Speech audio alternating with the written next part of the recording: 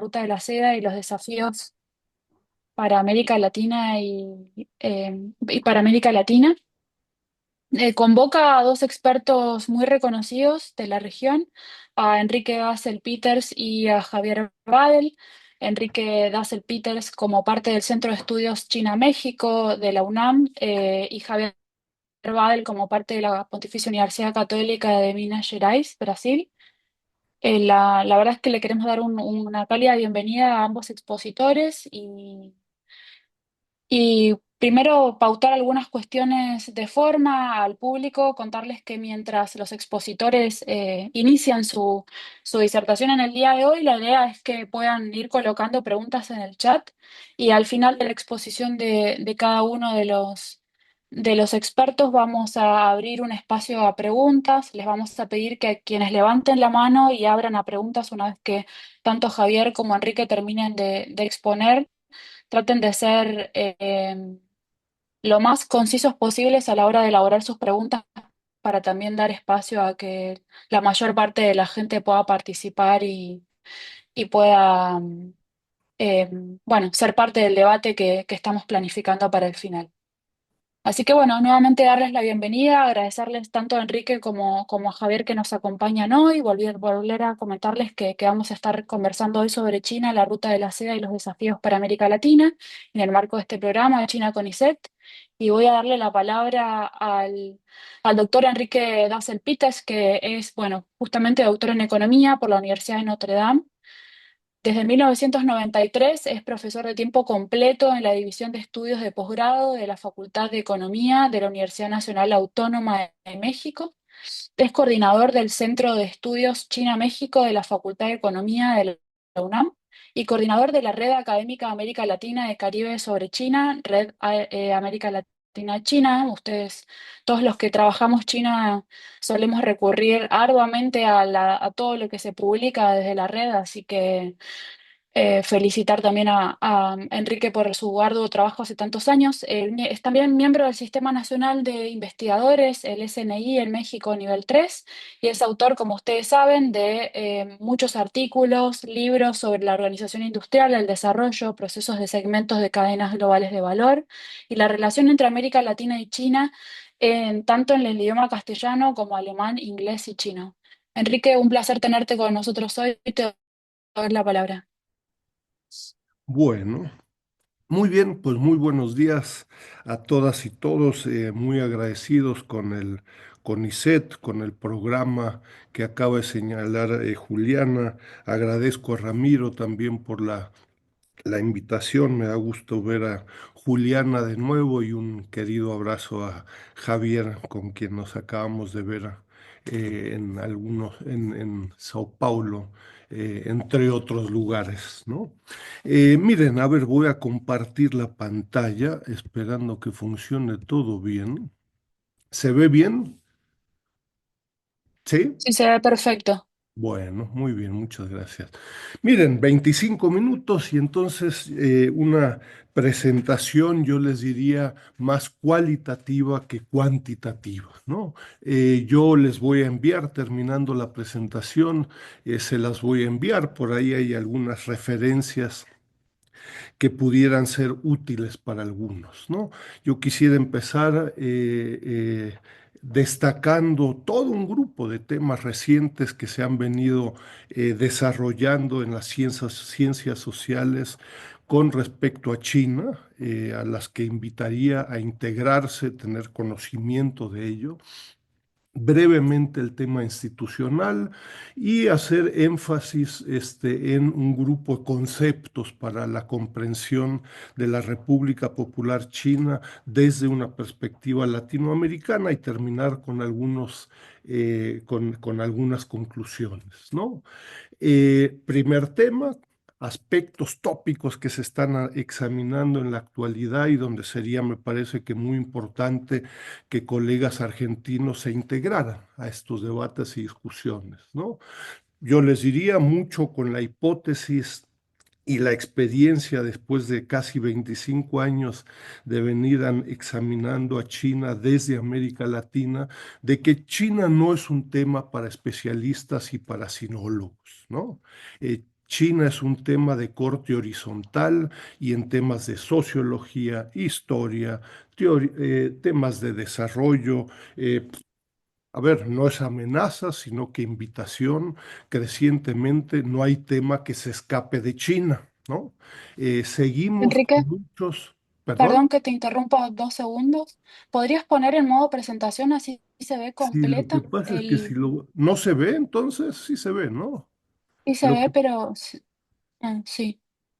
Si se pudiera mantener así, lo que pasa es que después pierdo, no sé por qué,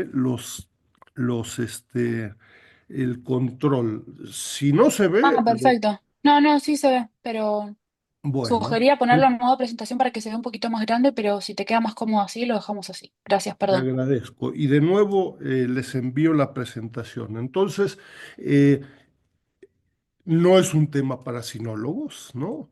No está China en los cursos de licenciatura, maestría, doctorado, etcétera, lo cual nos está costando a América Latina caro, porque no estamos preparados y seguimos pensando que no hay que aprender chino, hay que aprender de la historia de 1000 a. C. y nunca llegamos al 2024, etcétera, etcétera, y hay tantos condicionamientos que pues, no se hace, ¿no? Y segundo, pues hay que meterse al tema de China. China no es otro país más de A a Z, Argentina hasta Zambia y en medio está C de China. Y entonces, bueno, en el World Development Indicators, pues hay 200 países, 600 variables e incluimos a China. Eso no funciona, ¿no? Entonces, algunos temas simplemente para, yo les diría, integrarse a la enorme riqueza de lo que se está generando en América Latina y en donde invito explícitamente a colegas argentinos al programa a integrarse. Primer tema. China está generando empleos en América Latina, ¿no? Con base en un esfuerzo reciente en los cuadernos de trabajo del Sechimex, China ha generado para este largo periodo, 95-2021, 8.1 millones de empleos en toda la región. Esto con base en matrices de insumo producto y los esfuerzos que hacemos sobre el monitor de la OFDI y el monitor de la infraestructura. Esto está por país, incluye Argentina, los invito a integrarse, para 43 sectores, ¿no? ¿Qué son estos 8.1 millones de empleos? Son resultado 85% vía el comercio neto. Ojo, no es que las exportaciones generen empleo y las importaciones desplacen empleo, es una metodología un poco más sofisticada. 8% vía proyectos de infraestructura, 7% vía OFDI. Estos 8.1 millones de empleos, con base en la misma fuente, matrices de insumo producto de la OCDE, representan casi el 15% del empleo generado en América Latina y el Caribe. Brasil es el gran ganador, México es el gran perdedor. Es decir, casi 1 de 6 empleos en América Latina durante este largo periodo está asociado con China. Reitero, no es un tema para sinólogos. El que le interesa el tema de empleo, espero que algunos, ¿no?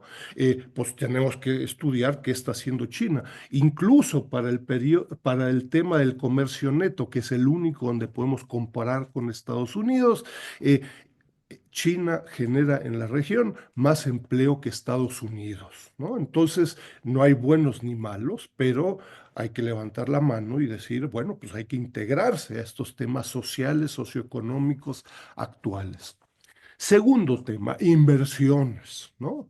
Venimos en la red ALC realizando desde el 2017 un esfuerzo del monitor de la OFDI, ¿no? Para toda América Latina, por países 633 transacciones, incluye Argentina, por supuesto, en fin, de las Malvinas a Mexicali, con enormes implicaciones, ¿no? Ahí la participación de colegas argentinos ha sido discreta, ¿no? La verdad. Lo hago, es fuego amigo, pero hay que decirlo, si no, en fin, no decimos mucho. Para el caso de México y resultado de metodologías diferentes, no es que el MOFCOM o la fuente oficial mexicana sea mentirosa, pero ahora sí que las diferentes metodologías, hay que entenderlas y hay que hacerlas explícitas. Según la fuente oficial mexicana, la Secretaría de Economía, China ha invertido acumulado hasta el 2023 2.495 millones de dólares. Según nuestra humilde fuente, China ha invertido 22.470 millones de dólares. 900% más, no es lo mismo, ¿no? En los debates, como veremos en un momento con Estados Unidos, con la información de la Secretaría de Economía, China es el 18º inversionista en México. Con nuestra fuente es el sexto y creciendo rápidamente, ¿no? Entonces, cuando se reúne México con su contraparte China, pues por ahí nos citan a nosotros, pues se ve mejor 22.000 que 2.000. Cuando las contrapartes se ven en Washington, no te preocupes, China no está invirtiendo en México, son solo 2.400 millones de dólares. Detrás de esto hay un enorme esfuerzo y uno puede examinar, estudiar, analizar temas como, por ejemplo, temas sectoriales, crecientes inversiones verdes en América Latina, en México, en Argentina, pero no voy a hablar sobre Argentina frente a colegas argentinos, etcétera. Tercer tema, proyectos de infraestructura. Acabamos de ver el foro APEC, ¿no? La inauguración del puerto Chancay, la reacción de algunos personas cercanas, expresidente del BID, que acaba de señalar que todo producto que pase por Chancay va a tener un arancel del 60%, ¿no? Así están las cosas entre Estados Unidos y China. Ya no tiene que ser hecho en Shanghai, sino que pase o que huela chino, 60%, ¿no? Está fuerte. Proyectos de infraestructura diferente.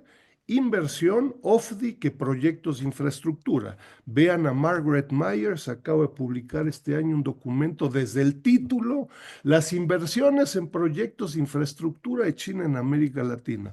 No entendió desde el título la diferencia entre inversiones y proyectos de infraestructura. No leen en chino, no leen en español, no leen lo que se está haciendo en instituciones públicas, privadas y menos académicas, cantidad de publicaciones sobre el tema de infraestructura, docenas de estudios de casos en Costa Rica, en México, en Argentina, con colegas, etcétera, ¿no? Penúltimo tema, el impacto que tiene China en el everyday life, la cotidianidad. Yo les diría, hace 25 años un colega y amigo de la UCLA, Raúl Hinojosa, por ahí participó en un video, Un día sin mexicanos en Estados Unidos, ¿no? Bueno, hagamos un video hoy en día de un día sin China en América Latina, ¿no? Estaríamos descalzos, sin calzones, en fin, sin computadoras, el metro que acaban de renovar en varios países no funcionaría, no habría 5G, etcétera, etcétera. Bien complicadito, ¿no? Entonces, en fin, cientos de millones de usuarios en América Latina que usan servicios, infraestructura, inversiones chinas.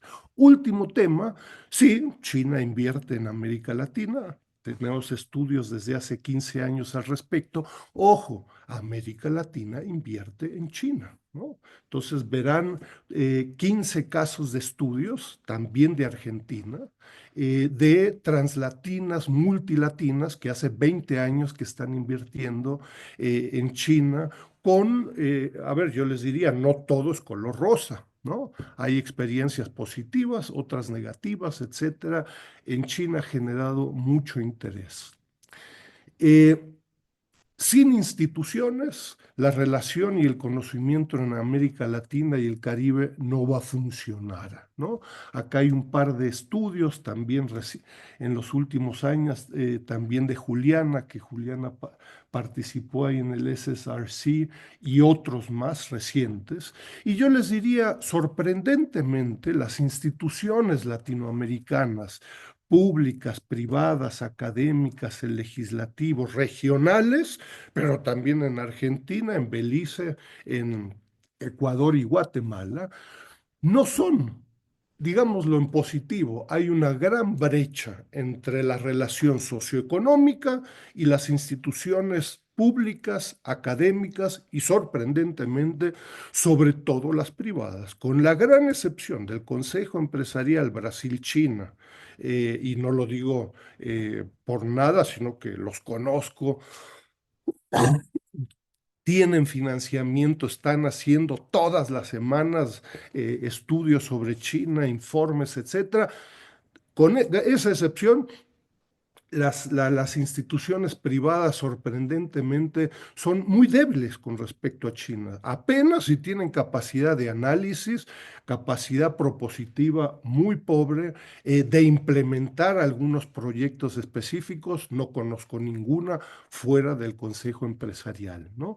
Entonces, bueno, hay todo un grupo de instituciones, yo le decía a Juliana en su trabajo y otros, es importante destacar la calidad de lo que se está haciendo, ¿no? Es una institución hace un seminario en la década, otros hacen 20 seminarios, todos hacen seminarios, entonces todo es comparativo. Creo que no es el caso. En cuanto a presencia, en cuanto a calidad, hay esfuerzos, también hay problemas en China, ¿no? Conozco a las contrapartes hace 25 años y el cambio generacional sobre la investigación académica en China el cambio generacional es no existente prácticamente. Veo las mismas caras de hace 25 años, tampoco existen grandes, yo les diría, nuevas generaciones que estén trabajando sobre China. En cada uno de estos temas podríamos detenernos con mucho tema, con mucho detalle. Tres o cuatro conceptos y con eso termino mi presentación. Llevo 14 minutos. Entonces, a ver, para no caer en la trampa de la descripción, 1, 2, 3, 4, 5, 123, 124, y las exportaciones de China crecieron en mayo 13% y en junio cayó en 2% y en julio, ¡puh! En el portal del Sechimex tenemos gigas de información de comercio e inversión a 10 dígitos del sistema armonizado, dormimos a cualquiera con cuadros y gráficos, como sucede con muchos colegas chinos y latinoamericanos. Listas y listas, ¿no? Entonces, un par de conceptos, de nuevo, si están interesados, encontrarán en el portal de la red del Sechimex y en mi portal libros sobre cada uno de estos temas. Primer concepto, un proyecto de globalización con características chinas. No digo ni bueno ni malo, es que eres pro-chino y entonces ya te vendiste o compraste o no, no, no. China hoy en día, a diferencia de otros países, está planteando un proyecto alternativo a las instituciones desde Bretton Woods, liderado por Estados Unidos. Hay un grupo de instituciones regionales, globales para América Latina y el Caribe, el Foro CELAC China, entre otros. Eh, y yo les diría, uno, con un grado de cooperación y certidumbre dramático, en comparación, por ejemplo, con Estados Unidos. Si uno pregunta hoy, bueno, pues ¿cuál es el marco temporal de la cooperación de Estados Unidos? Pues es al 20 de enero, ¿no? Y ni siquiera, ¿no? Acá lo que se está planteando con la iniciativa de la Franja y la Ruta, yo ahí discreparía, yo diría que la iniciativa de la Franja y la Ruta es el organismo institución paraguas, no la Ruta de la Seda, ¿no? Que organiza docenas, si no es que cientos de iniciativas, incluyendo la Ruta de la Seda, de cooperación internacional. Uno, con un marco temporal de largo plazo y segundo, en donde los proyectos de infraestructura bajo este tema de la interconectividad son el centro. Eso es lo que en China, verán análisis, debates, discusiones, China en 40 y pico de años, los proyectos de infraestructura, de hospitales, de redes inalámbricas, escuelas, carreteras, metros, puertos, aeropuertos, etcétera, jugó un factor crítico para la erradicación de la pobreza y, por cierto, también para el desarrollo tecnológico en China, de propias empresas públicas. Entonces, globalización con características chinas, con un marco de largo plazo y donde los proyectos de infraestructura juegan un papel relevante. No es un proceso solamente un proyecto económico. Los institutos Confucio, que conocemos todos muy bien, juegan un papel importante para explicar qué es China, cómo es China, qué se habla en China, etcétera, etcétera. Ojo, esto es una de las manzanas de discordia entre Estados Unidos y China. Estados Unidos se da cuenta que China está planteando, tiene un proyecto diferente al estadounidense, razón por la cual, en fin, reacciona como veremos en un momento cómo reacciona. Segundo concepto, el concepto del sector público y la omnipresencia del sector público. El sector público, no el Estado, no las empresas paraestatales. El sector público es una institución que, en mi humilde opinión, no existe en otro lugar del mundo, menos en América Latina. Ojo, no estoy diciendo bueno o malo, estoy diciendo, si no entiendes al sector público, es muy difícil entender la socioeconomía china, la economía política china y su relación con América Latina. El sector público hoy en día, véase estudios recientes que hemos hecho hace 10 años y actualizados, hoy en día tiene la propiedad de más del 45% de el Producto Interno Bruto. No hay economía de las top 20 que tengan el 5% de la propiedad del sector público. ¿Y qué es el sector público en China? El sector público tiene dos factores. Un factor, yo les diría, explicativo es eh, la suma, a ver, es un factor de altísima competencia entre la suma del gobierno central, ciudades, municipios y provincias. Se sacan los ojos entre ellos, ¿no? La Volkswagen entra y dice, bravo, ya entré a China, ahora voy a venderle autos a 1.400 millones de habitantes. Y dicen, oye, la competencia que es más dura que en Alemania, la Unión Europea y Estados Unidos, ¿no? Entonces, un elemento de competencia, lo que lleva a muchos colegas a decir, es que son neoliberales, ¿no? Uno.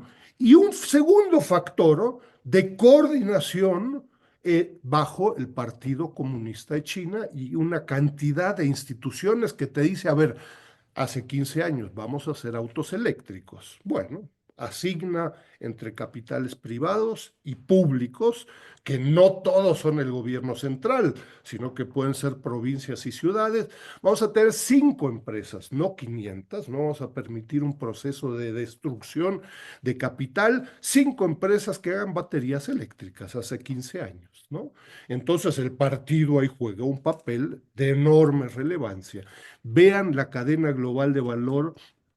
Hoy en día de automotriz, por ejemplo, produce 30 millones de autos, ¿no? El doble de Estados Unidos.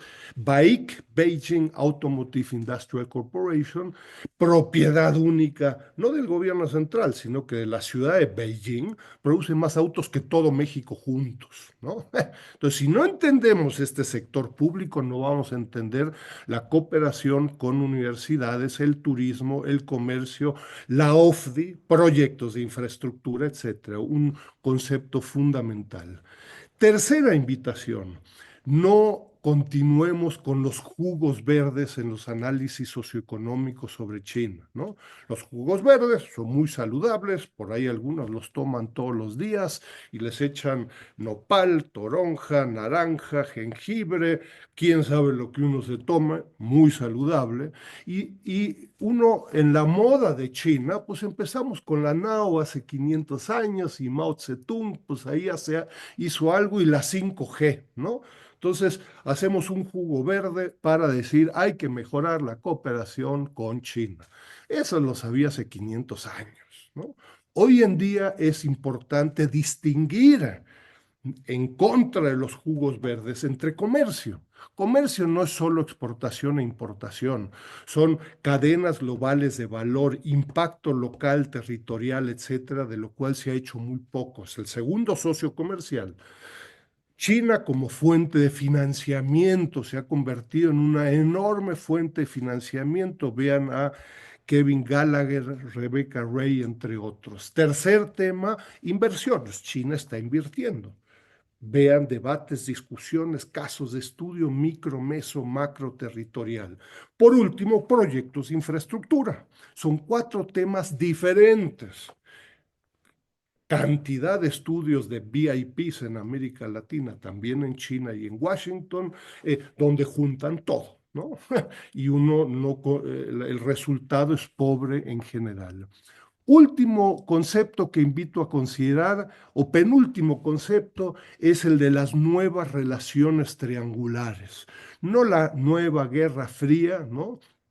Donde mi hija, 26 años, pues Guerra Fría, ¿qué es? Busca en Google o en lo que ustedes quieran, pues es la Unión Soviética con Estados Unidos. Unión Soviética pues ya ni existe, es como Rusia, entonces China es como Rusia contra Estados Unidos, no se entiende nada, pobres conceptos, ¿no? Lo que estamos viviendo es una durísima confrontación entre Estados Unidos y China a todos los niveles, ¿no? Que va a proseguir y nos va a sobrevivir. Y el gran reto es que van a ser terceros países o regiones, América Latina, África, Asia, Argentina, Vietnam, México, etcétera, ¿no? Nuevas guerras, perdón, nuevas relaciones internacionales. Y último concepto, en contra de los shorings, ¿no? Onshoring, offshoring, nearshoring, ally-shoring, friendshoring. Y uno dice, excuse me, pues, ¿de qué se trata estos shorings, no? Y dice, ah, sí, pues es la relocalización de procesos. Ah, mira, a ver, vengo estudiando temas de organización industrial, la maquila, zonas francas en México, en Centroamérica. Desde los 60 existen procesos de relocalización. Esos shorings sirven de poco.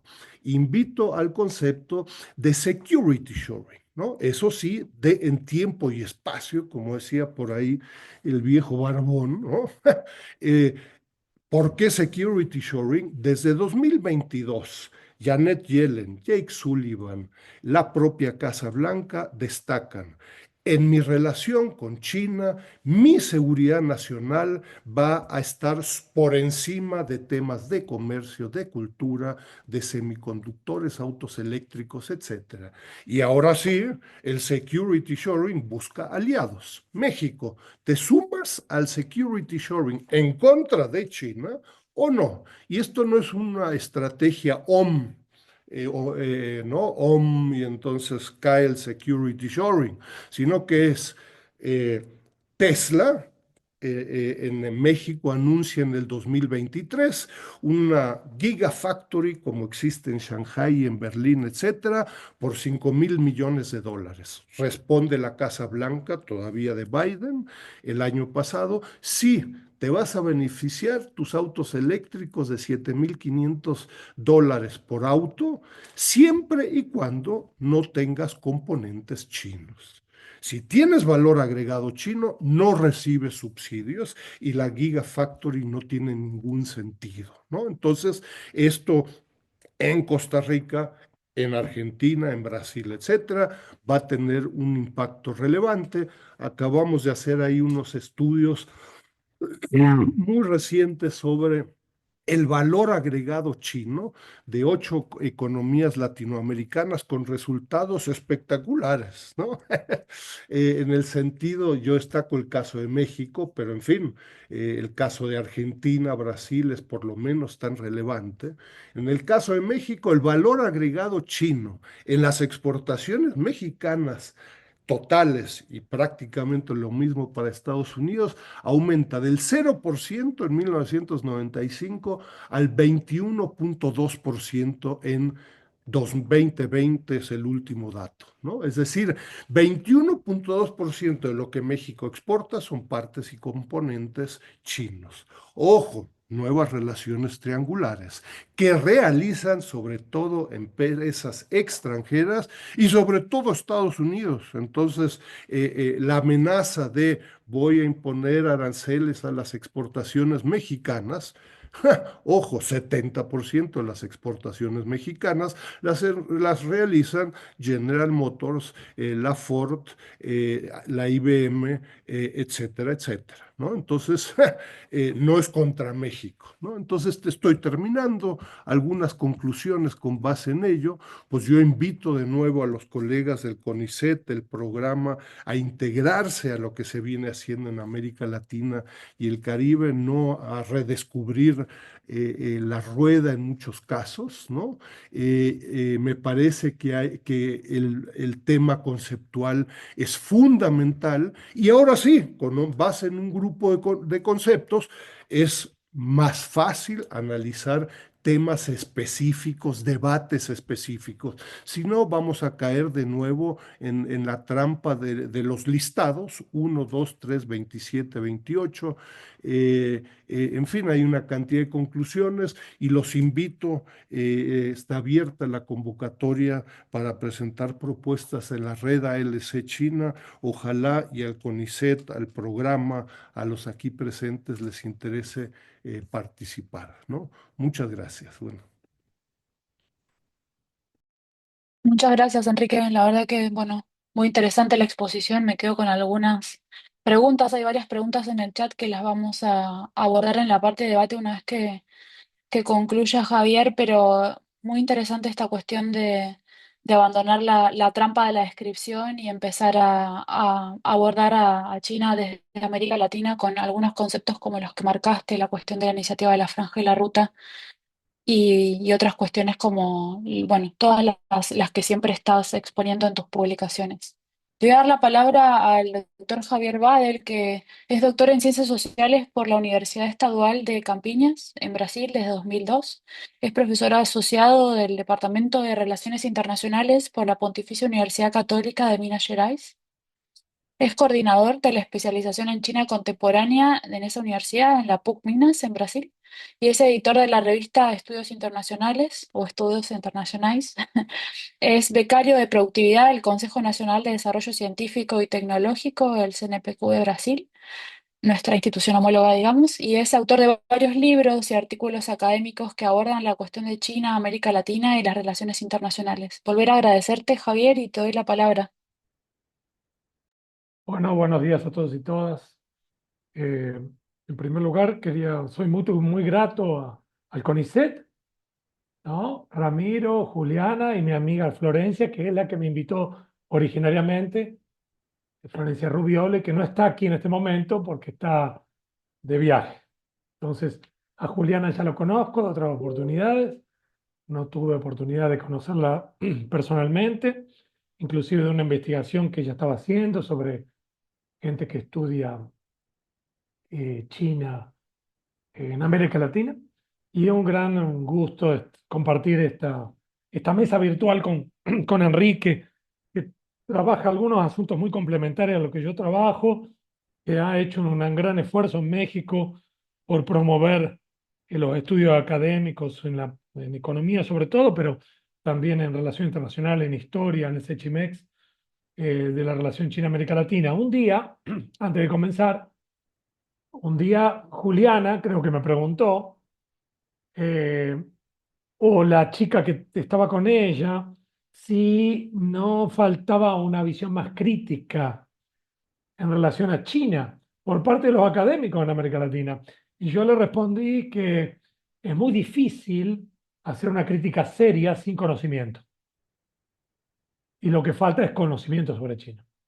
Porque es como colocar los bueyes adelante, atrás del arado, ¿no? Para arar. Entonces, para tener un elemento crítico fuerte, hay que conocer el objeto y conocer esta cuestión, ¿no? Y lo que yo observo, salvo muchas excepciones, y aquí presentes varios, es un gran desconocimiento. Capitalismo de Estado es China. eh, eh, Creo que Enrique fue uno de los, y lo digo porque está presente y lo digo en la ausencia, es uno de los primeros que colocó la cuestión del papel del, del sector público en China, que está en la Constitución, que no es únicamente la cuestión estatal y que tiene características totalmente diferentes a el mundo occidental, es otro sistema. Si no lo entendemos así, vamos a continuar cayendo en lo mismo, ¿no? Pero bueno, vamos a las presentaciones. Voy a compartir unos breves slides. Algunas cosas son complementarias a partir de una óptica de la diplomacia, de la geopolítica, de las relaciones internacionales, de lo que Enrique ya presentó. No sé si están viendo, disculpen aquí. Sí, perfectamente. Sí, se ve bien. Sí, sí, lo voy a poner en, a ver ahora. Perfecto, ahí está, modo presentación. Gracias. Ok, una parte se me borra porque me aparece pero voy a intentar. Ok, me aparece a la derecha y no lo puedo sacar los participantes. Entonces, en primer lugar, un contexto que ustedes, algunos lo deben conocer. Yo quería partir de cuestiones más generales del Belt and Road Initiative o la iniciativa en la franja y la ruta. En portugués se dice Cinturón y a Rota, hasta llegar al caso del G20 en Brasil reciente, en el cual que estoy escribiendo una nota sobre eso, y lo del debate en torno a si Brasil entra o no entró, la cuestión de la duda de Brasil en relación a su ingreso o no al Belt and Road Initiative. Para volver a la cuestión de entender el proceso, que es un proceso muy diferente de institucionalización, como lo piensa Occidente y la periferia del mundo capitalista, influenciada por Occidente. ¿Ok? Salvo raras excepciones. Entonces, a partir del 2012-13, con el gobierno de Xi Jinping, se produce un gran cambio. Hay gran debate en la teoría de relaciones internacionales. Dentro de China también, una gran riqueza del debate desde la teoría de relaciones internacionales sobre si el gobierno de Xi Jinping significa una ruptura o una continuidad con cambios. ¿Ok? No voy a profundizar porque no da tiempo en eso. Eh, bueno, la mayor parte de los aliados de Estados Unidos tienen como China como principal socio comercial. Eso no es poca cosa. Inclusive la Unión Europea, como bloque, principal socio comercial es China y las tendencias tienden a profundizarse. No es que, bueno, hay una competencia que Estados Unidos puede volver a ser el primer socio comercial. Las tendencias tienden a profundizar estas características que están fijas aquí, ¿no? La cuestión del fracaso del TPP, y había un proyecto del Atlántico con Trump, pero ya era un fracaso institucional, independientemente que Trump haya ganado las elecciones en su primer mandato.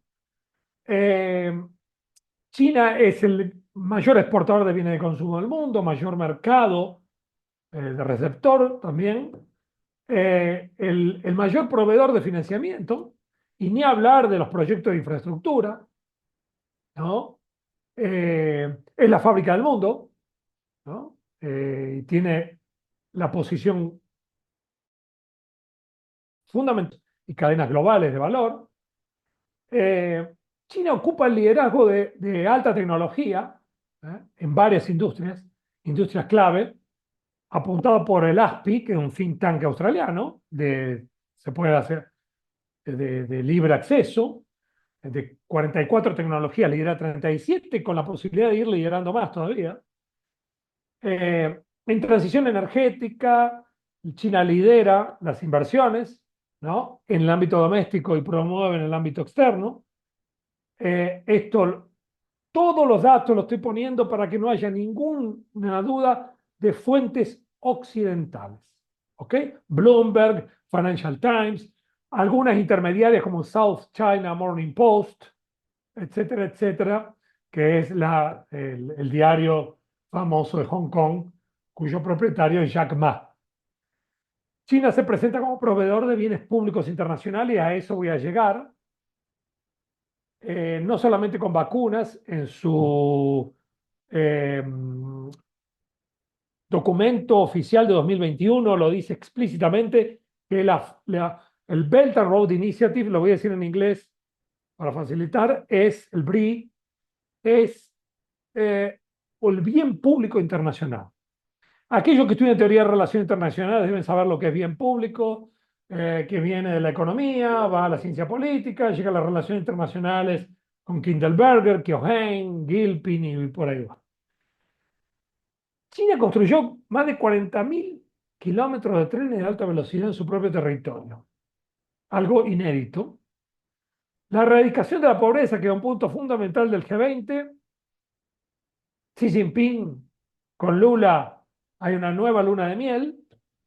Creo que el país que aprueba esa lucha global contra la erradicación de la pobreza, que fue el leitmotiv del G20, impulsado por Lula, y creo que China es el actor con más autoridad moral para hablar sobre esto, ¿no? El segundo es Vietnam, otro país socialista.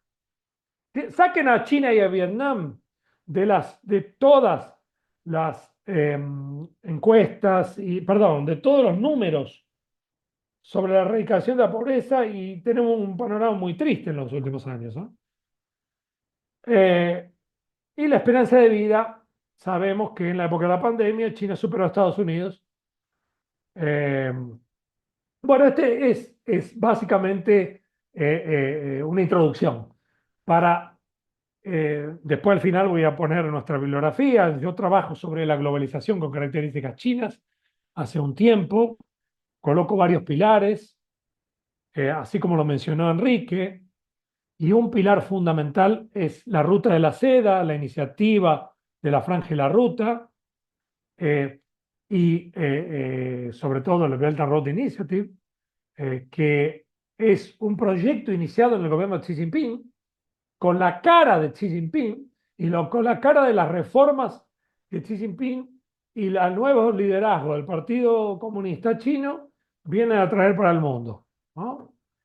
Y es muy interesante porque en Davos en 2017, ahí está escrito, no lo voy a leer, Xi Jinping se muestra, hay un cambio de roles, switching roles con Estados Unidos, y se muestra como el defensor de una nueva globalización. En el momento que Trump habla de American First por primera vez, con políticas proteccionistas y de manera unilateral, ¿no? Que ahora prometen venir con todo también. Y hay un asunto que ya abordó Enrique, que habla de la desglobalización. Ahí creo que vimos un montón de bibliografía hablando de la desglobalización con Trump, con la guerra comercial que se transformó en guerra tecnológica, ¿no? Y que sobre todo tiene que ver con ese decoupling que se hablaba, algunos hablaban de reshoring, pero bueno, creo que el término adecuado, como Enrique colocó, es el security shoring, que tiene que ver con el objetivo final de desinicizar las cadenas de valor industriales, que es una apuesta política bastante utópica en este momento, pero es una por parte de Estados Unidos y que no está encontrando las tácticas para realizarlo, ¿no? Porque estrategias faltan, ¿no? En algún momento hablamos con el grupo de brasileños de Shanghái, estuve recientemente, un grupo muy activo, de la tacticización de la política externa de los Estados Unidos. Como ausencia de estrategias, son tácticas, ¿no? Que estamos observando de maneras contradictorias en este proceso. Algunos hablan de globalización 2.0, reglobalización, nosotros hablamos de globalización embedded o instituida, o con características chinas, que no voy a profundizar, voy a enfocar únicamente en el Belt and Road, ¿no? Que no es otra cosa que no hay en los documentos chinos, no se ve, que es una proyección de poder de China, ¿no? No estoy hablando ni mal ni bien, es una proyección de poder que trae aparejado una nueva geopolítica, que creo que es una agenda de investigación que estamos, en este caso, intentando profundizar. Una nueva geopolítica, algunos hablan de geopolítica confusionista, bueno, hay todo un debate muy rico en China y en la academia sobre esta nueva geopolítica, que, insisto, no aparece en los documentos el término geopolítica, pero voy a citar a Lan Xinxiang, un gran pensador chino, que dice, bueno, la geopolítica puede no gustarte, pero a ella le gustás. Hablando en el sentido al gobierno de China, ¿no? Así como la globalización neoliberal tenía una geopolítica expansiva que se manifiesta, que nosotros lo vemos en la historia, lo conseguimos observar de lejos ahora. En el momento vivíamos en el mundo de la globalización neoliberal, fin del Estado-Nación, mientras la OTAN se expandía para el este y la OTAN destruía Yugoslavia y las aventuras en Oriente Medio y en África, destruyendo países, en el pleno auge de la globalización neoliberal, que después se manifiesta con una crisis y que el primero que la siente es Rusia, lógicamente, pero no voy a avanzar en ese asunto. Entonces tenemos los pilares de esa globalización, anotamos algunos son ideológicos, ideacionales, que son nombrados sistemáticamente, otros son de carácter, bueno, la iniciativa creo que es el más material, porque es una plataforma de proyectos de infraestructura, ¿no? En las que, bueno, hay gastos de más de en portugués, en inglés sería un trillón, en español sería un billón de dólares o más en proyectos de infraestructura, ¿no? Pero observen quién fue el primero que propuso una zona así abierta de comercio. No, un antecedente del Belt and Road. Es cuando Putin era el querido de Occidente. Lo dijo una vez, dijo, bueno, vamos a hacer una zona de libre comercio de Lisboa hasta Vladivostok, ¿no? Es la última apuesta, tal vez, del grupo gobernante de Rusia, de la burocracia antigua soviética con los neoliberales. Hoy permanece más la burocracia, los neoliberales ya están afuera, y sobre todo después del 2022, ¿no? La segunda propuesta de la ruta de la seda no fue China, fue una lúcida, uno de los pocos lúcidos cuadros de los Estados Unidos. Fue Hillary Clinton, ¿no? Podemos criticarla, podemos hablar de que promovió la destrucción de Libia, porque que es una imperialista, pero un cuadro lúcido, como lo fue Ronald Reagan, ¿no? Negar eso sería negar la realidad.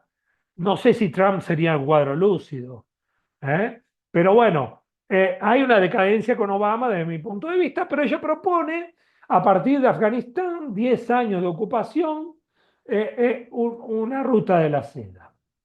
Fue muy criticada. Aquí está el link, pero fue criticada en Estados Unidos, pero ella ya veía el problema. Fue ella recientemente que dijo que no podemos competir con China, creo que fue en Londres, en el ámbito del Chatham House, sí, exactamente dijo, la única forma de competir con China, Hillary Clinton, es controlar los medios de producción. Bueno, no era Marx, era Hillary Clinton. Y fue realmente, bueno, 10 años de ocupación, en 20 años de ocupación Biden, ya estaba el proyecto, sale de una manera vergonzosa de Afganistán, y en Afganistán no solamente que el talibán vuelve más fuerte después de 20 años, como que no construyeron un puente o un camino después de 20 años de ocupación. Y ahí entramos en la gran diferencia que creo que Enrique lo destacó muy bien, de las diferencias de paradigma entre llame como quise y como quieran, imperialismo de Estados Unidos, la expansión económica de Estados Unidos en relación a la China. Otro paradigma, con sus contradicciones, aciertos, etcétera, etcétera, y errores. Pero fue Xi Jinping, y fue a China que lo llevó a cabo a este proceso, una propuesta de interconectividad que nace como iniciativa regional, Eurasia, y se expande como una iniciativa global, y eso tiene mucho que ver con América Latina en el 2017. En la reunión China-CELAC, cuando el canciller en aquel momento, que ahora volvió a hacerlo, Wang Yi, invita a toda América Latina a entrar a la ruta de la seda, y el primero que entra es Panamá en 2017, que hasta hacía poco tiempo reconocía a Taiwán. ¿Mm? Todo lo de China, todas las fotos, todos los documentos son muy simbólicos y hay que prestar atención. Y en eso me llamó la atención un amigo que es, y lo voy a mencionar, José Medeiros, que es traductor de los libros de Xi Jinping al portugués, es profesor en China sobre lengua portuguesa. Y me llamó la atención en varios aspectos, desde las fotos, la primera foto de Xi Jinping en el primer gobierno, en el segundo, en el tercero. El lanzamiento fue en Kazajistán y en Indonesia. No es un hecho casual. No es un hecho casual. No habría Belt and Road si no hubiese una cooperación estrecha y una, no digo alianza, pero una amistad profunda entre China y Rusia. Eso no podría haberse llevado a cabo. Eso remonta a la década de 90, cuando Lavrov era el representante ruso de Naciones Unidas y firma un acuerdo por la multipolaridad con Wen Jiabao y Boris Yeltsin. De ahí remonta, en 2014 se profundiza con los acuerdos de 30 años de infraestructura, y yo fui muy criticado cuando escribí una nota en 2014 de que eso no tenía futuro, y yo dije que este era el futuro, pero bueno, vamos, sigamos, porque tenemos poco tiempo. Entonces se crea, aquí hay un documento oficial, y avanzando, acá el mapa euroasiático, este mapa es hecho por los chicos, y lo pongo porque fue hecho por los chicos de mi departamento, de grado, de la geografía de relaciones internacionales, un mapa muy interesante, donde muestran los 6 corredores, el proyecto regional euroasiático, ¿no? Algunos corredores están en problemas, como en la guerra de Ucrania, el rosa, si observamos. El de Irán se restablece con el acuerdo Irán-China, ¿no? Y una serie de proyectos. Acá están los países que firmaron, y faltarían dos grandes países de América Latina, y a esto voy a llegar al final. No nombro Paraguay, que es un enclave que reconoce Taiwán, que es una relación con Taiwán bastante interesante. También es un puente de tercerización de comercio con Estados Unidos. Hacia Taiwán.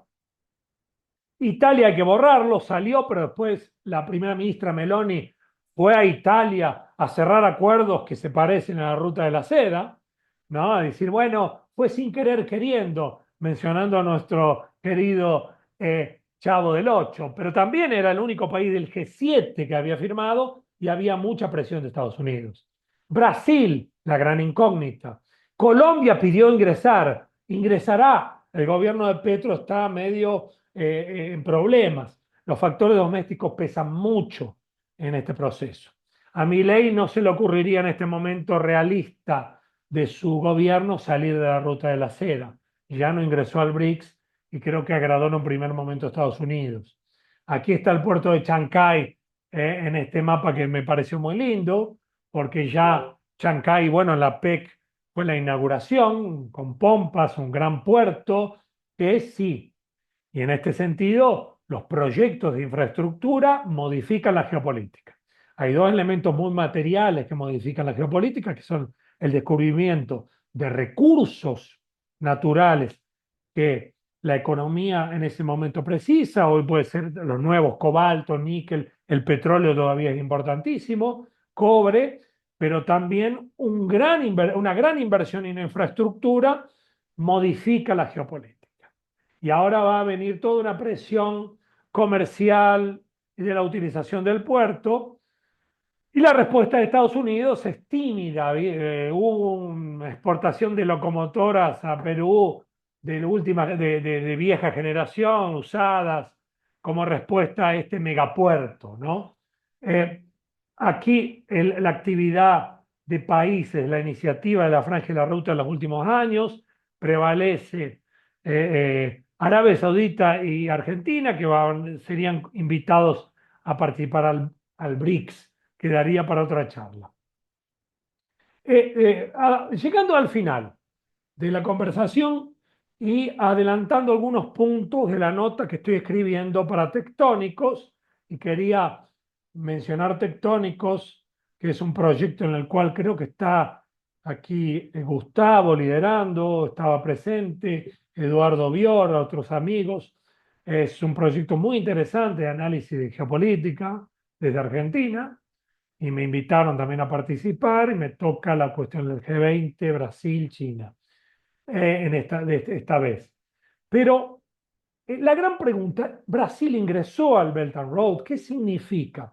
Si no entendemos esta nueva institucionalidad, citando a un texto como un involucramiento, una participación creativa de China.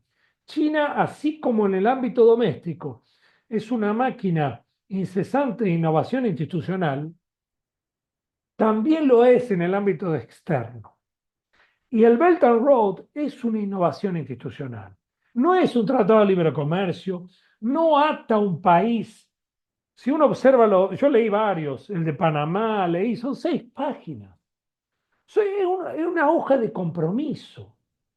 Tiene que ver con proyectos de infraestructura. En Italia, hoy podría tener un puerto de agua ultra avanzada como en Trieste, pero se paró por muchas presiones. En Ravenna, en Palermo y en Génova, eso está parado, que yo sepa. El de Chancay no paró, se inauguró, y muestra gran flexibilidad, adaptabilidad, multidimensionalidad. Hay múltiples actores que trabajan y en la pandemia se mostró eso también. La no condicionalidad es fundamental. Xi Jinping no tiene ningún problema con hacer un acuerdo con un gobierno como Maduro o con Boluarte, que no tiene ni siquiera gran popularidad dentro de Perú, que hubo una especie de golpe hace poco tiempo en Perú, pero China hace acuerdos con estados, no con gobiernos. Lo podría haber hecho con Milei, con cara larga, pero lo hace, o con simpatía, es verdad, con Lula, ¿no? Como lo ha hecho, ¿no? China va más allá de gobiernos oscilantes en nuestra periferia o también en el norte, y el asunto de no interferencia en los asuntos internos es una ley pétrea de la política externa de China y en sus iniciativas externas. ¿Qué pasa? Y ya en el último slide, no quiero ya, y voy a dejar para preguntas acá. ¿Qué pasó con Brasil y el Belt and Road? Hubo mucha crítica por parte del PT, inclusive del partido gobernante, del término que usó Celso Amorín, el asesor especial de Relaciones Exteriores y ex canciller de Lula, en relación al término sinergia. En una nota dice, nosotros no queremos firmar ningún acuerdo que nos ate de compromiso y sí explotar las sinergias propias, apuntando a que no iría a firmar un memorándum de entendimiento con China, ¿no? Lula iba a participar en Kazán, en el BRICS, y iba a tener una conversación con los miembros de los... No fue por un accidente. Iba a participar en la PEC, en Lima, y no viajó. Y la gran expectativa era el G20. Y en el G20 la sinergia se transformó desde mi óptica en el ingreso al Belt and Road por la ventana, ¿no? ¿Por qué digo esto? Por las mismas características que tiene el Belt and Road, que no precisa de un memorándum para formar parte de ese proyecto de iniciativa. ¿En qué medida lo digo? Ya en el viaje de Wang Yi para preparar la bilateral, que fue hace unos meses, y en la reunión ya se apuntó a una pista, que era colocar el PAC, que es el programa de nueva industrialización de Brasil, ¿no? Que está llevando a cabo el ministro el Alckmin, que es el vicepresidente, en el MIDIC, con la iniciativa de la Ruta de la Seda. O sea, juntar ese proyecto de inversión, de infraestructura y nuevas inversiones en economía verde, etcétera, etcétera, al Belt and Road. Digo, bueno, esto han encontrado una vuelta para no irritar a Estados Unidos, el Gran Brasil, y entrar. Y dicho y hecho, y pasó algo parecido. En el G20 se firmaron acuerdos en la bilateral. Desde mi punto de vista fue más importante la reunión bilateral del día 20, de ayer, con, que fue feriado en Brasil, con el Belt and Road, que el G20 en sí.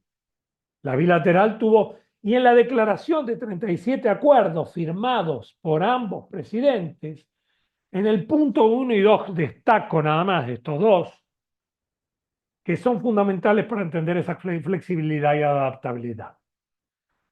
Que la formación, primero, de un nuevo rótulos, otra vez, compromisos. Brasil fue el primer país que firmó un acuerdo de sociedad estratégica con China en 1993. El primero en el mundo. Y va a ser, desde mi punto de vista, el primero que firme un acuerdo para entrar al Belt and Road sin firmar un memorándum, creando un precedente que puede ser una pesadilla para las tácticas de Estados Unidos para frenar a China en la región.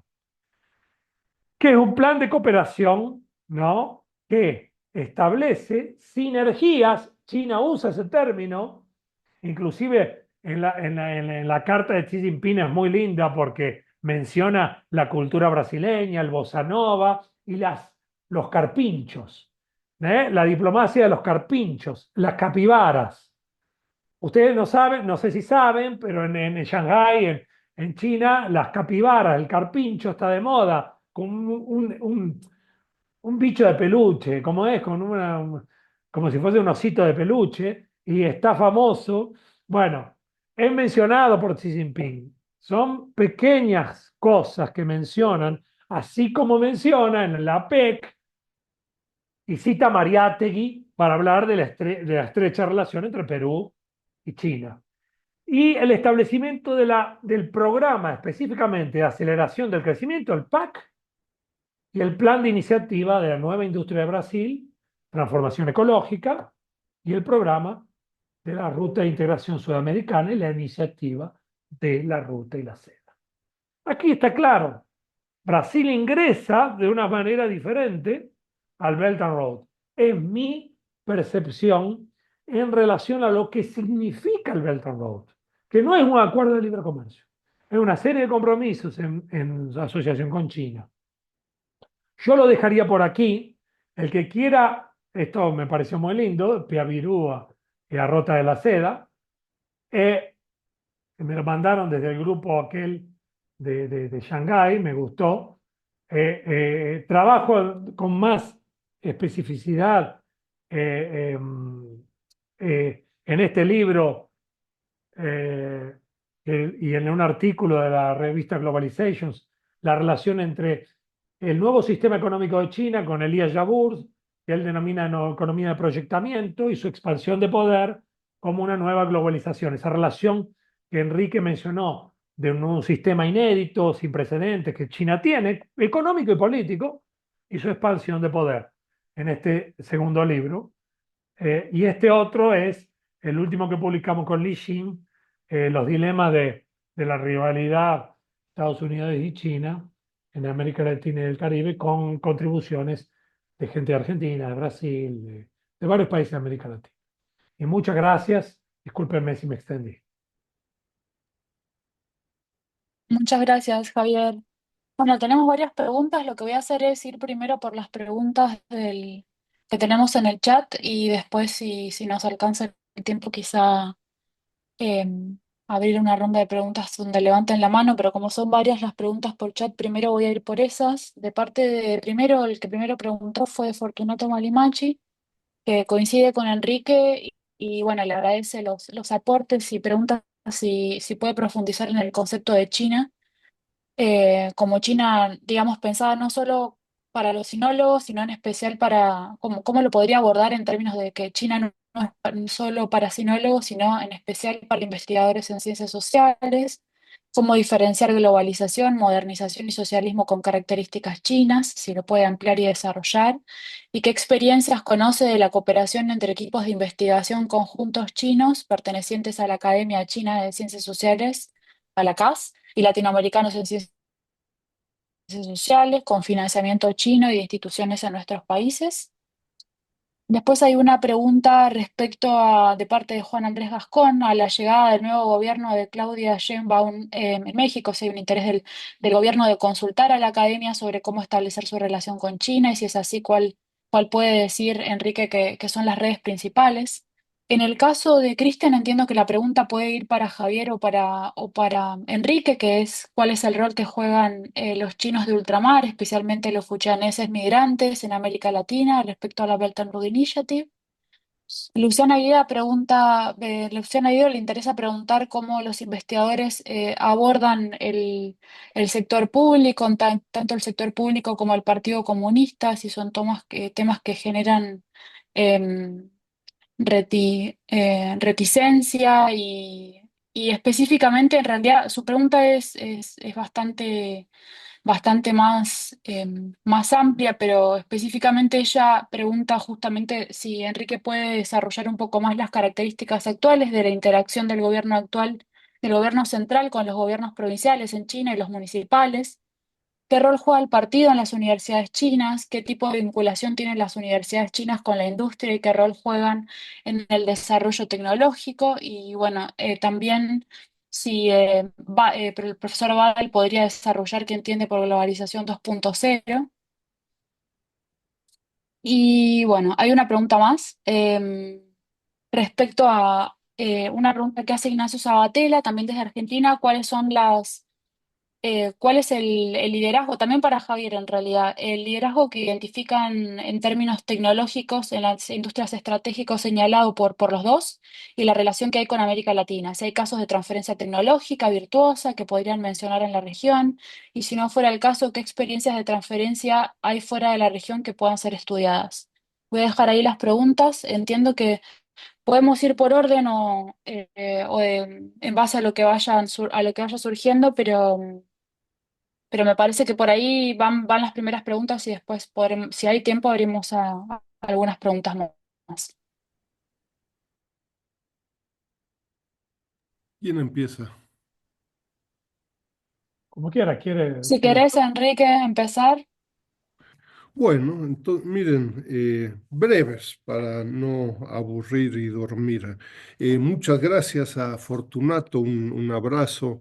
Entonces, digo, poniéndolo en positivo, China no solo para sinólogos, ¿no? Creo que seguimos con muchos estigmas que el tema de China es para especialistas y para todos aquellos que quieren hacer un esfuerzo en estudiar chino y requieres HSK 500 para empezar a hablar sobre China, ¿no? No. No, estoy muy en contra de esa visión. Tenemos que incluir desde el primer semestre de las licenciaturas, ¿no? No en el último semestre del postdoctorado, pues ahí ya es muy tarde. Tenemos que incluir China, no Asia, ¿no? Está muy de moda, sí, China y Asia o Asia y China. Asia tiene Rusia, para algunos Israel es parte de Asia, Japón, y en medio está el continente chino, ¿no? Eso sirve de muy poco, ¿no? En fin, no tengo nada en contra de los sinólogos, por el contrario, juegan un papel muy importante, pero no es suficiente. Requerimos de nuevo semestre 1 uno, de sociólogos, de economistas, de muchos otros, especialización en la economía más grande del mundo, lo dice el Fondo Monetario Internacional, el PIB medido en poder de compra, la economía más grande del mundo es China desde 2016 y en precios corrientes y constantes lo será en algunos años, ¿no? Nos la pasamos con cursos completos de teoría del comercio internacional y sesiones discutiendo el modelo ricardiano. Imaginémonos que un país, Inglaterra, exporta textiles y el otro, Portugal, exporta vino y entonces precios relativos. Pues, ¿por qué no discutimos a China en vez de andar discutiendo sobre temas, con todo respeto, Portugal e Inglaterra, bastante irrelevantes, ¿no? Eh, es difícil modificar currículas, etcétera. Ahí, Fortunato, yo creo que es fundamental lo que preguntas. Hay toda esta discusión de globalización, modernización, socialismo. Justo le escribía a Javier, bueno, pues hay que ponernos a leer en serio, con detalle, las obras completas del liderazgo chino y de Xi Jinping. No estoy diciendo para aplaudir o hacerlo pedazos, pero hay que leer. Tengo acá atrás de mis espaldas, en fin, hay buena parte de las obras completas en español, inglés, etcétera, etcétera. Le dedicamos metros cúbicos de bibliografía a algunos pensadores latinoamericanos y quién sabe sobre las obras completas de Xi Jinping. No conozco a mucha gente, ¿no? Hay que empezar anteayer, claro, a ver, hay debates y discusiones domésticas, como pudiera ser, me parece a mí, el tema de la modernización, entre otros conceptos específicos, la apertura, reformas y apertura recientes, nuevas fuerzas productivas y procesos crecientemente con calidad, la exigencia de Xi Jinping y esta propuesta de globalización con características chinas que encontrarán desde hace más de 5 años con cierto detalle, ¿no? Cooperación entre equipos de investigación real, efectiva, pocas y con tendencia a la baja, ¿no? Tendencia a la baja por condiciones en China, porque también en China todo lo que publicas y escribas puede ser usado en tu contra. Entonces, eso para colegas chinos y más con proyectos de investigación latinoamericanos, donde no podemos, no somos de la Universidad de Harvard, que dice, oye, para empezar a discutir, te damos ahí un fondo de 10 millones de no sé qué, pues no estamos a ese nivel, ¿no? Entonces hemos hecho, yo les diría, la cooperación real y efectiva con contrapartes chinas, no por el COVID, ¿no? Que se usa muchas veces como excusa, va a la baja y de nuevo, ahí el security shoring tiene dramáticas implicaciones, ¿no? Dramáticas implicaciones con colegas chinos que hace 50 años vienen trabajando con contrapartes chinas, van, vienen, etcétera. Hoy en día no lleves USB, no lleves celular, no lleves laptop. Oye, tu colega chino es miembro del partido, lo tienes que justificar ante el State Department. Es un lío, ¿no? Un lío, lío, lío. Y crecientemente nos pasa a nosotros. Gente de la Embajada de Estados Unidos, oye, ¿y ustedes por qué tienen un instituto Confucio? Nosotros a todos esos espías chinos los corrimos de Estados Unidos, no hay un instituto. Tú en la UNAM, ¿por qué tienes Instituto Confucio, no? Yo les digo orgullosamente, pues ustedes si los corrieron es su problema, ¿no? Pero entonces de pronto empiezan a preguntar, y sé de colegas en Tijuana y en otros lados, oye, tú estás trabajando sobre China, estás creando una iniciativa de investigación, etcétera. Cuidado, porque te podemos retirar la entrada a Estados Unidos, etcétera, ¿no? Entonces, va con tendencia a la baja. Último tema, por ahí hacemos una segunda ronda, chinos de ultramar, un tema muy relevante, la nueva migración china, que tiene poco que ver con la migración de hace décadas, ¿no? Con colegas de Buenos Aires, de México, de China, en Ecuador, este libro con la Universidad de Pittsburgh Press a inicios del año, con colegas chilenas, mexicanos y otros. Bueno, en cada ciudad, en México, en Chile, en Ecuador, en Brasil, hay comunidades de nuevas provincias con impactos en la cotidianidad latinoamericana sorprendente. Bienvenidos, yo les diría, ahí a una discusión muy interesante, nueva, ¿no? No en contra de los historiadores que trataron el tema hace 100 años, 200 años, 300 años, pero hay también que exigirle a los historiadores, bueno, oye, lo que pasó en el siglo XVIII y XIX, ¿qué implicaciones tiene en el 2024? ¿No? Lo dejo ahí. Gracias, Enrique.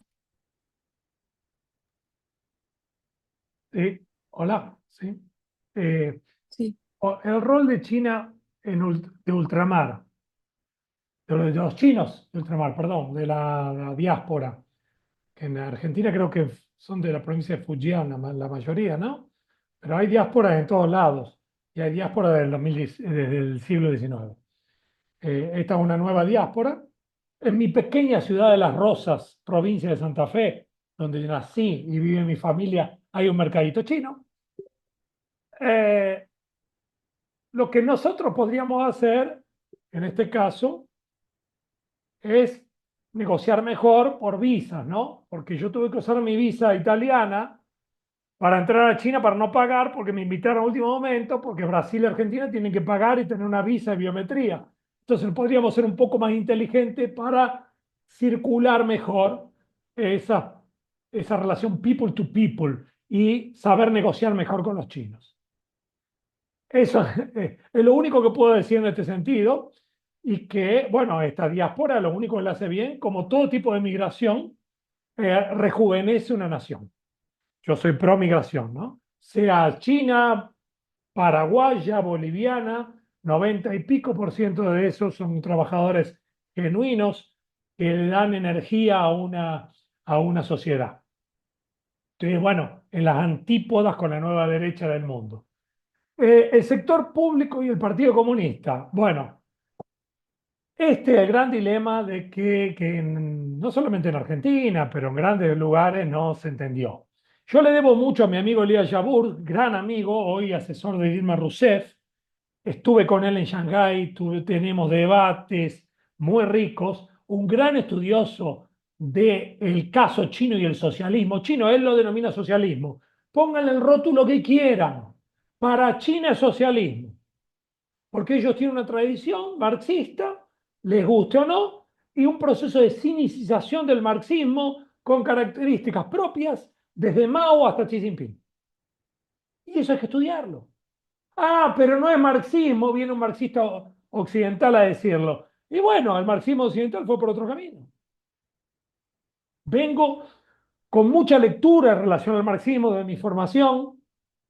eh, Critiqué mucho y me critican, los que más me critican hoy son gente que viene del marxismo, en mis apreciaciones y juicios en relación a China. A pesar de que yo reconozco que es una experiencia socialista. Ahí lo digo yo, Javier, que el socialismo se manifiesta en lo real y no en un checklist. Es socialista, no es, ¿no? Ok. Pero bueno, es mi visión particular y lo abro aquí. Y la globalización, me preguntaron del 2.0, tiene que ver con ese abordaje que no voy a desarrollar ahora, pero que China es una formación social diferente. Es una formación social que tiene su base en Marx, Lenin, etcétera, etcétera. Es un concepto con un debate riquísimo en la década de los 70, que se perdió, que se usó en América Latina, para entenderse América Latina era feudal, capitalista, ¿no? En una época. en el que convivieron, Estados Unidos convivía con la esclavitud en el capitalismo más avanzado. ¿Cómo entender eso? Y China tiene modo de producción capitalista y tiene capitalismo, pero no es el modo de producción dominante en esa formación social. Punto. ¿En el futuro puede serlo? Ok. Hoy no lo es y la tendencia es que no lo sea. Y la etapa del partido con Xi Jinping muestra un poco esa trayectoria. Eh, y eso tiene una proyección de poder específica. Me dirán, bueno, promueve otra dependencia. Sí, puede promover otra dependencia, pero la dependencia es una condición estructural. Teorías hechas en América Latina, sociólogos, economistas, que tienen que estudiar a China. Y en esto yo afirmo abajo todo lo que dice Enrique. No es el sinólogo de la filosofía, que es muy importante, que estudia la lengua. Yo aprobé el básico 2 mal y pronto de chino, algunas cosas entiendo, no me puedo comunicar en chino. Eh, no es el sociólogo, el economista, el historiador, que tienen que entender un nuevo proceso, que es un nuevo tipo de modernización, que hay que entenderlo para criticarlo. Y la dependencia es una condición estructural de la periferia. Estamos en la periferia o en la semiperiferia. La única forma de romperlo es diversificar la dependencia con un proyecto nacional. Para ahí sí ganar autonomía, que es una condición del actor y no de la estructura, como lo hizo China en la década 80-90. Diversifica la dependencia. Es dependiente del petróleo. Observen los que ofertan los mercados petroleros que entran a China, no pasan 12%, ahora Rusia un poquito más, por la condición específica de la coyuntura. 11-12%, 9% Angola, 11% diversificar dependencia, ganar autonomía. Y China es bienvenido. Imagina, sin China, América Latina hoy, estaríamos comiendo pasto. Lo repito, y lo que dijo Enrique lo firmo abajo. Estaríamos comiendo pasto, ¿no?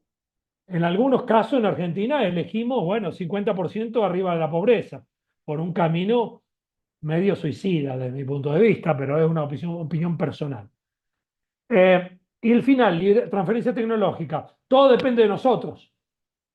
China va a hacer negocio con vos, con país. ¿Querés transferencia? Hacela. En Brasil están trabajando un poco en eso. No digo que haya un programa totalmente articulado, pero hay un interés en eso desde el MDIC, el Ministerio de Desarrollo. Hay, sí. Y hay un interés del gobierno Lula en eso, sí. A pesar de que también está el agronegocios, que no le interesa eso. Bueno, ¿cómo convencer a esos grupos para decir, bueno, el proyecto de infraestructura es bueno para ustedes también, pero el proyecto es transferir tecnología para, ¿no? Y Argentina hubo un esbozo de eso, pero ya se perdió. El gobierno actual no tiene ningún interés. Casos hay en África, casos hay en Asia. Mis alumnos estudiaron algunos. El proyecto de Uganda, de ómnibus eléctricos y baterías eléctricas de Uganda. La empresa Kira, que es una empresa pública de Uganda, con el CONICET de Uganda, que hubo transferencia tecnológica a una empresa china para producir baterías y ómnibus eléctrico en Uganda, una empresa hay. Que ello sea orientado para el futuro o que se aborte después, es otra cuestión. Hay casos de transferencia tecnológica y China no está cerrada a la negociación. Lo tenemos que entender. Pero un país de la periferia tiene que tener un proyecto nacional y ahí está nuestro dilema. Y ahí cierro. Porque ¿cuál es la diferencia con el otro paradigma? El otro paradigma es impositivo. Consenso de Washington, hoy no, o Estados Unidos no ofrece más bienes públicos internacionales, no sé por qué, analícenlo, no ofrece, te dice hace esto y si no te sanciono.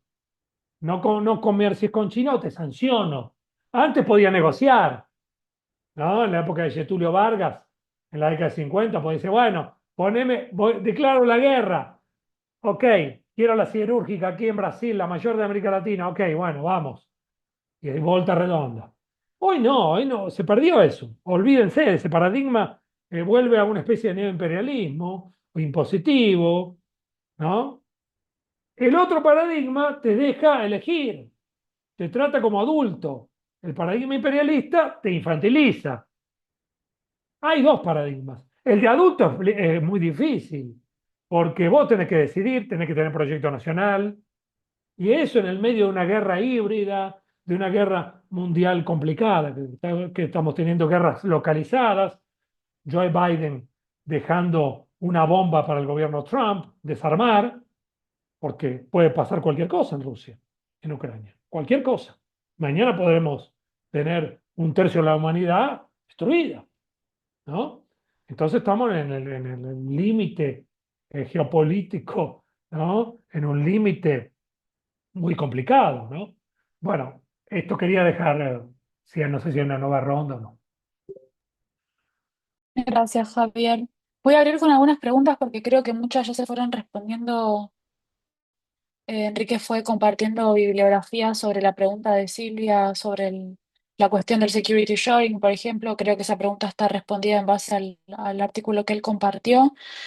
Y después hay algunas preguntas sobre la cuestión del sector público. Específicamente, Luciano Moretti pregunta por la relación entre el sector público y los actores económicos, los nuevos capitalistas privados. Enrique, usted me dirá si el artículo que compartió responde a esa pregunta. Y después si hay dos preguntas específicas, una de Eduardo Bior, que pregunta si existe consenso sobre la necesidad de que América Latina negocie con China como bloque, cómo hacerlo cuando la región está tan dividida y sus principales países tienen prioridades geopolíticas tan diferentes.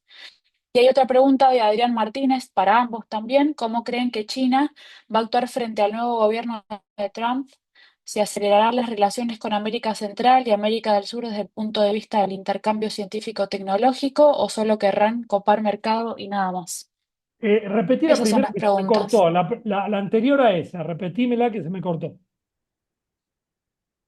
La pregunta de Eduardo Bior, si existe consenso sobre la necesidad de que América Latina negocie como bloque, cómo hacerlo cuando la región está tan dividida y sus países, los principales países en realidad tienen prioridades geopolíticas tan diferentes.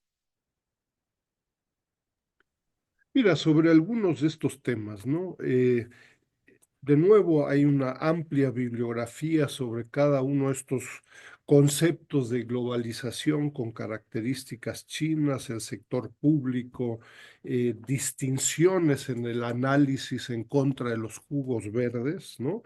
Y yo destacaría dos o tres temas, ¿no? Yo personalmente sería muy crítico de estos conceptos que están muy de moda, ¿no? Globalización 2.0, la geopolítica, la geoeconomía, que nos dicen poco y confunden mucho, ¿no? O sea, en la mayoría de los casos, a ver, si quieres hablar de la confrontación de Estados Unidos con China, pues dile confrontación de Estados Unidos con China, más que el tema de la geopolítica, ¿no? Y entonces, pues cada uno se imagina lo que quiera y confunde más que ser claros y específicos, ¿no? Eh, eh, Notes el sarcasmo con, con, con cuidado al respecto, ¿no? Eh, el tema, mire, segundo tema, bueno, el partido tiene implicaciones en la academia y en las universidades en China, por supuesto. Pues, el que ha ido alguna vez a visitar algún rector de la universidad que sea en China, oye, ¿y esa puertita ahí al lado de la rectoría o del presidente de la universidad, cuál es? Ahí está el partido, ¿no? Es muchas veces más importante que el propio rector.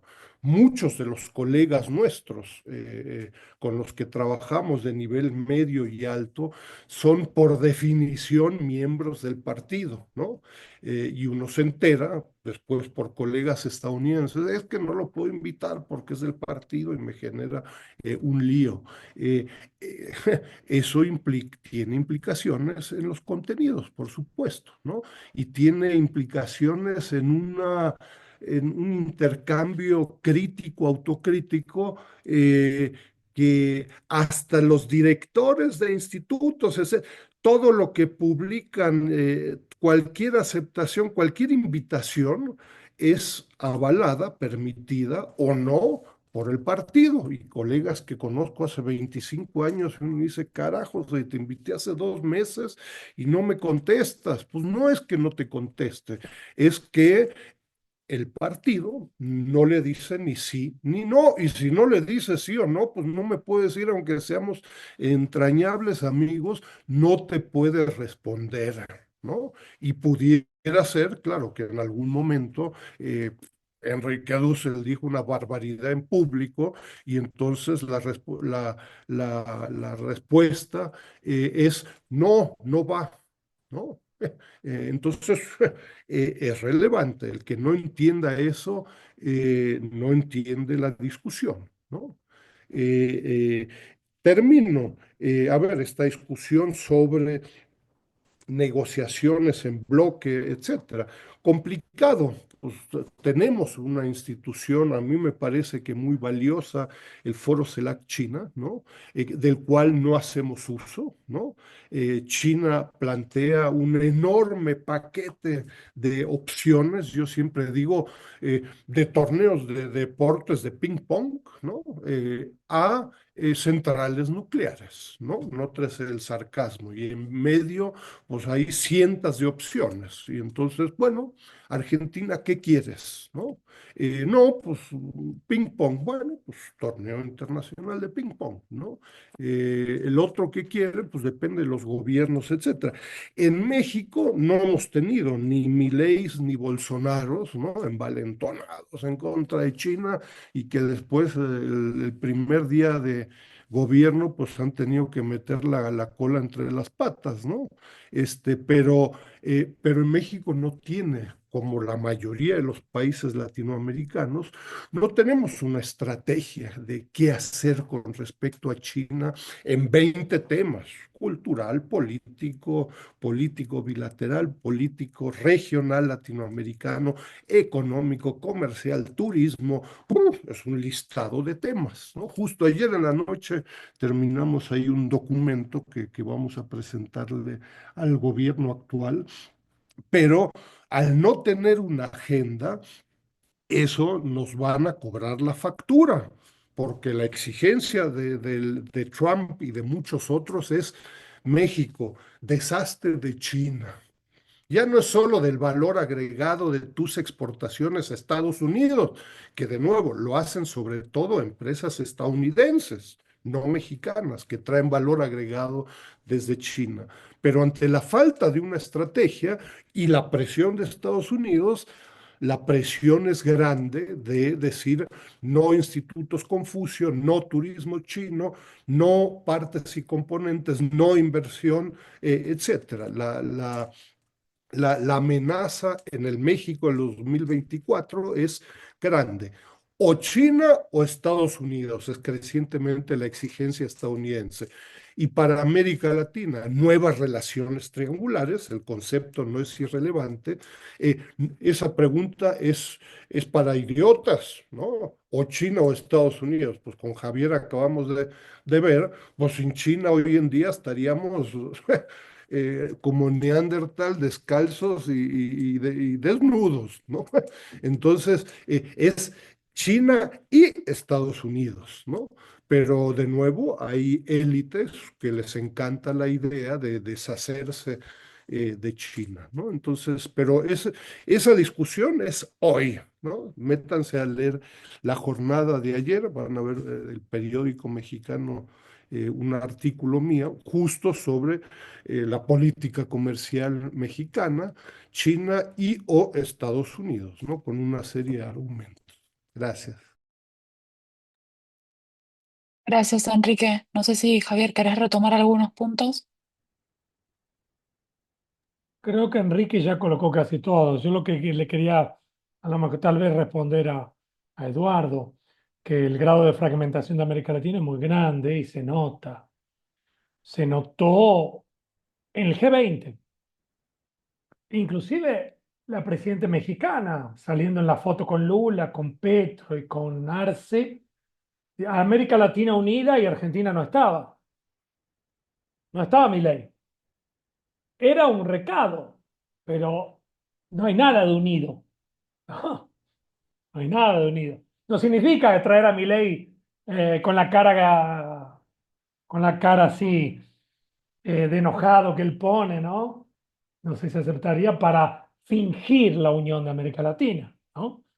Pero eso fue muy elucidativo, creo.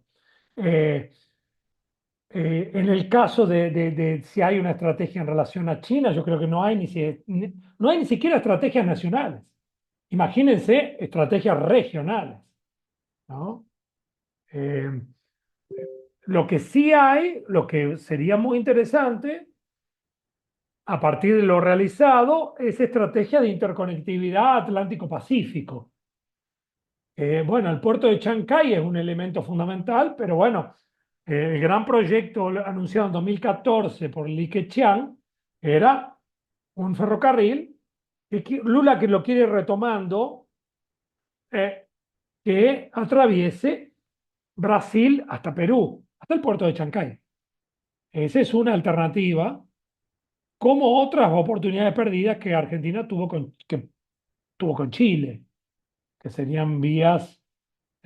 Y ahí, bueno, vienen algunos críticos de derecha menos, pero más de izquierda, diciendo que esto es para exportar recursos.